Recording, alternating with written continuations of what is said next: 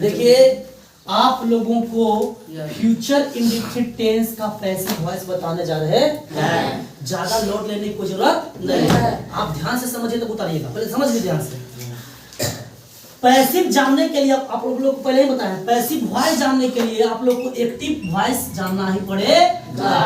क्या जानना पड़ेगा बुआ? Active voice. कोई दिक्कत है? बताए ना बाबू। अब एक्टिव वॉइस का रूल भी सब बता दिए हैं। तो आप जानते हो कि फ्यूचर इंडेफिनिट टेंस में वर्ब का फर्स्ट फॉर्म यूज होता है, कम एक्टिव वॉइस होता है कि नहीं होता है? लेकिन इसके वर्ब का फर्स्ट फॉर्म तो प्रेजेंट इंडेफिनिट टेंस में भी यूज होता है, लेकिन प्रेजेंट इंडेफिनिट हेल्प में रहता है नहीं रहता जी।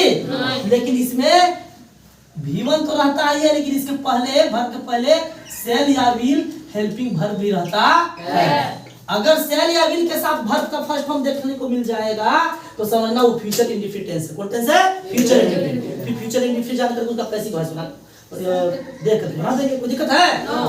कोई दिक्कत है ना राजी? ध्यान से सुनना। देखो तो फ्यूचर इंडेफिनिट का पैसिव रूल होता है object plus helping verb shall या will plus be plus verb third form plus by plus subject. Any problem? No. अरे बोलो कोई दिक्कत है क्या? नो। आ गई। देखिए जैसे एक्टिव वॉइस से पहचाना जाता है पैसिव वॉइस। पहले एक्टिव देखो कहां से। देखिए यहाँ पे सेल या विल है ना? यस। सेल या विल है कि नहीं है? यस। सेल या विल, ठीक है। विल है सेल भी लगेगा, इसमें विल लगता है, इसलिए विल लगा दिया है।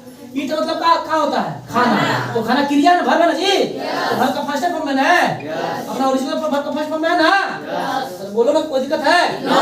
तो हम क्या बताए थे? सेल या विल प्लस वर्ब का फर्स्ट फॉर्म रहे तो कौन टेंस होता है? Future indefinite tense. तो फ्यूचर इंडेफिनिट है ना ये? यस। फ्यूचर इंडेफिनिट का पैसिव अगर बदलने के लिए करा तो पैसिव वॉइस का रूल देखेंगे। तो सबसे पहले ऑब्जेक्ट का है, object in which there is impact verb, काम करने का प्रभाव जिस पर पड़े उसे हम क्या कहते हैं? कर्म कहते हैं। तो अमवा को खाएंगे तो प्रभाव हमें पड़ने पड़ेगा जी। आप मैंगो ऑब्जेक्ट हुआ, मैंगो को लाया सबसे पहले, इसके साथ मिलेगा तो मैंगो के साथ कच्ची लेगा, मिलेगा बीजस के। लेकिन वर्ब का फर्स्ट फॉर्म तो ईट मतलब कच्ची है, खाना, सेकंड फॉर्म एट और थर्ड फॉर्म ईटेन बाइजस के।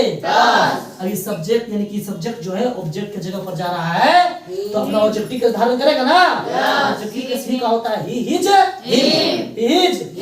हिम होता है। हिम लिख दिया, कोई दिक्कत? नो। मेरे भाई केवल बनाने के तरीके बदल जाते हैं, अर्थ में कोई परिवर्तन नहीं होता। जैसे he will eat mango, he will eat mango, वह आम खाएगा, वह आम खाएगा।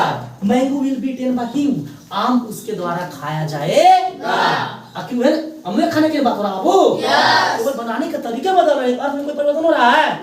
कानवा एक से पकड़ो, राइट हैंड का कान, राइट साइड वाला ईयर, चाहे इससे पकड़ो लेफ्ट हैंड से या राइट हैंड से, आखिर कर में ना पकड़ रहा जी। तो बनाने का तरीका भी होता है, अर्थ में कोई परिवर्तन नहीं लगा। समझ में आया? यस।